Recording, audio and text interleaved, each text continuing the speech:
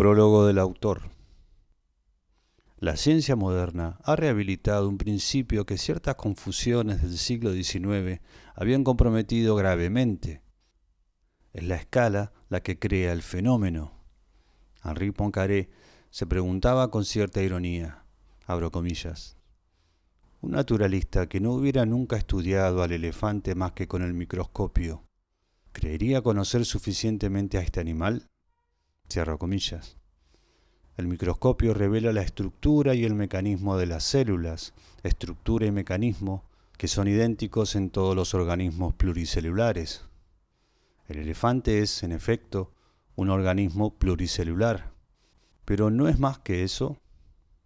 A escala microscópica puede concebirse una respuesta vacilante.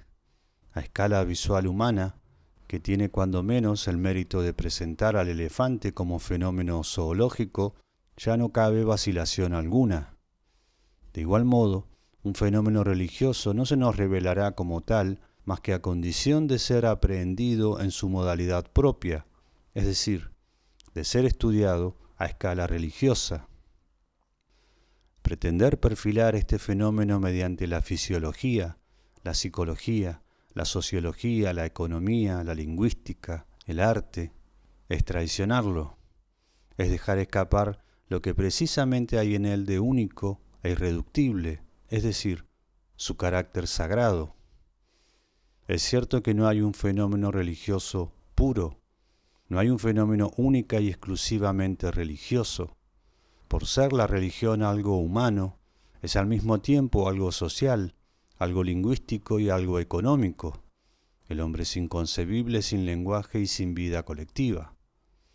Pero sería vano querer explicar la religión por una de esas funciones fundamentales que en última instancia definen al hombre. Sería inútil pretender dar cuenta de Madame Bovary por toda una serie de hechos sociales, económicos, políticos, que son reales, es cierto, pero que carecen de consecuencias para la obra literaria misma. Para no salirnos de nuestro tema, no pensamos poner en duda el hecho de que pueda tener utilidad abordar el fenómeno religioso desde diferentes ángulos, pero importa, ante todo, considerarlo en sí mismo, en lo que tiene de irreductible y de original. No es tarea fácil, porque se trata sino de definir el fenómeno religioso, al menos de circunscribirlo y de situarlo en el conjunto de los demás objetos del espíritu. Y como hace notar Roger Caillois al comienzo de su brillante libro El hombre y lo sagrado, abro comillas, en el fondo, lo único que con validez puede afirmarse de lo sagrado en general está contenido ya en la definición misma de este término, que se opone a lo profano. En cuanto se intenta precisar la naturaleza y la modalidad de esta oposición, se tropieza con los mayores obstáculos. Por elemental que sea, ninguna fórmula es aplicable a la laberíntica complejidad de los hechos. Cierro comillas. Ahora bien, son precisamente esos hechos los que ante todo nos interesan en nuestras investigaciones. Esa complejidad laberíntica de los hechos que no admiten fórmula ni definición alguna. Un tabú, un ritual, un símbolo, un mito, un demonio, un dios, etc. Tales son algunos de esos hechos religiosos. Pero sería una simplificación abusiva presentar las cosas de esta manera lineal. En realidad, tenemos que vernoslas con una masa polimorfa y a veces caótica de gestos, de creencias y de teorías que constituyen lo que podría llamarse el fenómeno religioso. El presente trabajo tiene por objeto un doble problema. 1. ¿Qué es la religión? 2. ¿En qué medida puede hablarse de historia de las religiones? Escépticos en cuanto se refiere a la utilidad de una definición preliminar del fenómeno religioso, nos hemos contentado con discutir las hierofanías en la más amplia acepción del vocablo, algo que manifiesta lo sagrado. En consecuencia, no podemos plantearnos el problema de la historia de las formas religiosas más que después de haber examinado un número considerable de estas. Una exposición de los fenómenos religiosos que fuera de lo simple a lo compuesto, no nos parece en modo alguno indicada si se tienen en cuenta los fines que esta investigación se ha propuesto. Nos referimos a una exposición que, empezando por las hierofanías más elementales, el mana, lo insólito, etc., pasará luego al totemismo, al fetichismo, al culto de la naturaleza o de los espíritus primero, y al de los dioses y demonios después, para llegar por último a la noción monoteísta de Dios.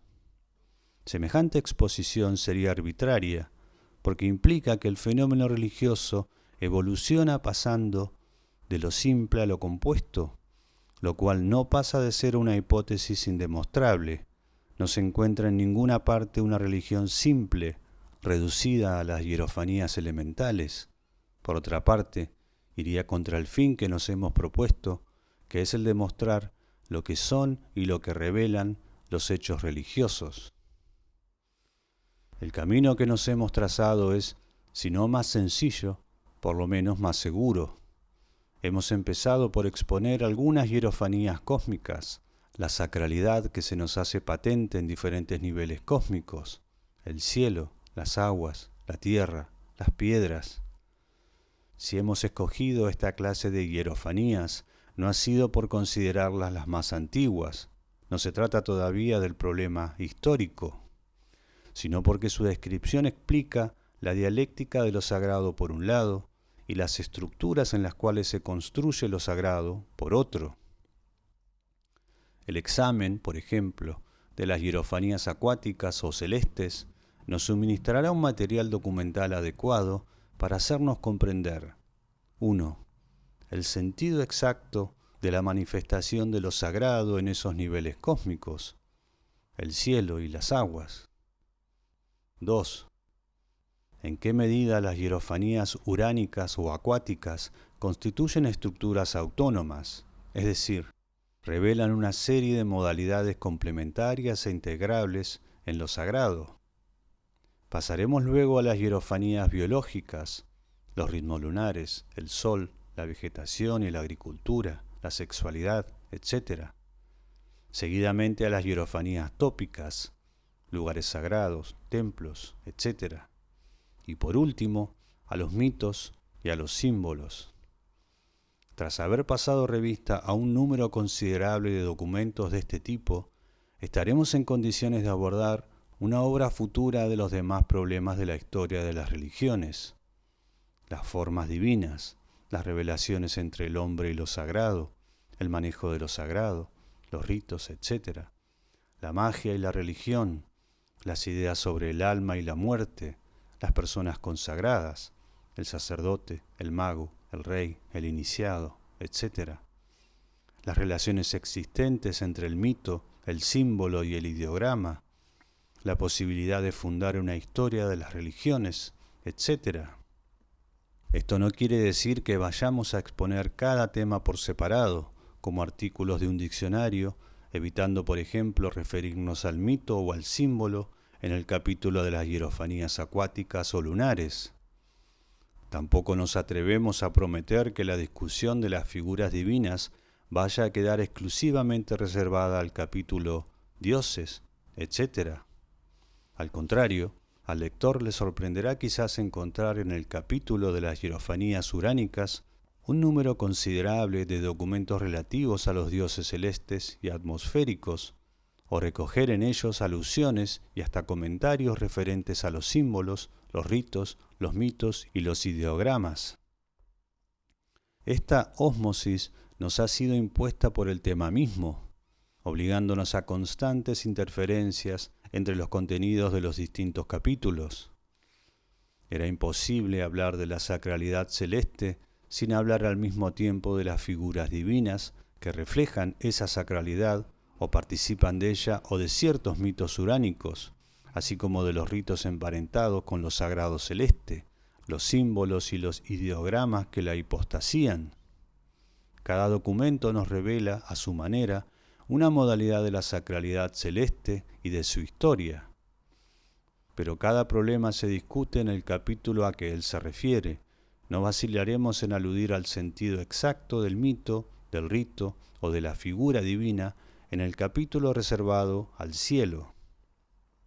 Asimismo, en las páginas dedicadas al estudio de las hierofanías telúricas, vegetales y agrarias, nos fijaremos en las manifestaciones de lo sagrado en estos niveles biocósmicos, dejando el análisis de la estructura de los dioses de la vegetación o de la agricultura para el capítulo consagrado a las formas divinas, aunque esto no nos impedirá en manera alguna aludir a los dioses, a los ritos, a los mitos, a los símbolos de la vegetación y de la agricultura en nuestra encuesta preliminar.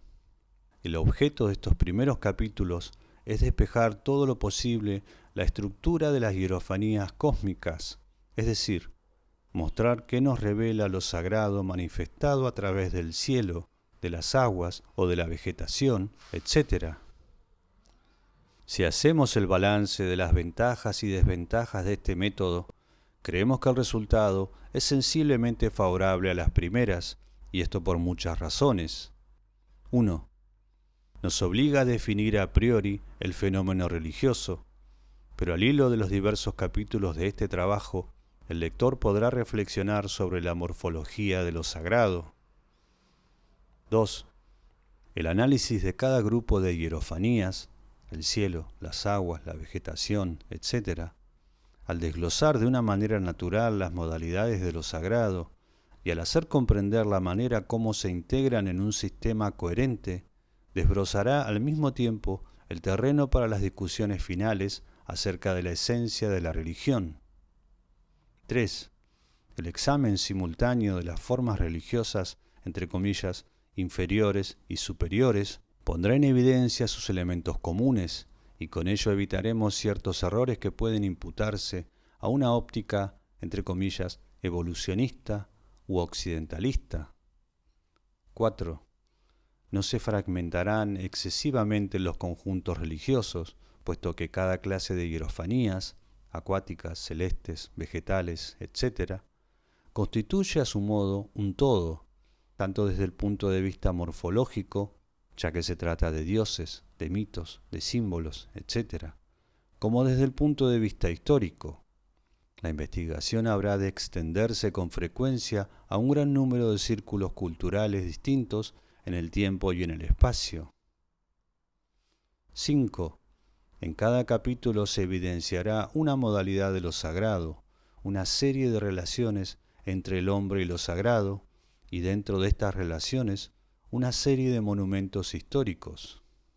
En este sentido, y solo en este sentido, puede nuestro libro llevar la etiqueta de Tratado de Historia de las Religiones, es decir, tan solo en la medida en que introduce al lector en la laberíntica complejidad de los hechos religiosos y le familiariza con las estructuras fundamentales y con la diversidad de los círculos culturales de que dependen. Nos hemos esforzado en dotar a cada capítulo de una arquitectura especial, a veces incluso de un estilo propio, con el fin de conjurar la monotonía que amenaza a toda exposición didáctica. La distribución por párrafos tiene sobre todo el objeto de simplificar el sistema de referencias. No se comprenderá el alcance de este libro más que a costa de su lectura íntegra. No se trata en absoluto de un manual de consulta. Nuestras bibliografías han sido concebidas para estimular las primeras investigaciones. No son nunca exhaustivas. Muchas veces resultarán incluso insuficientes. No obstante, hemos querido mencionar a los representantes del mayor número posible de concepciones y de métodos.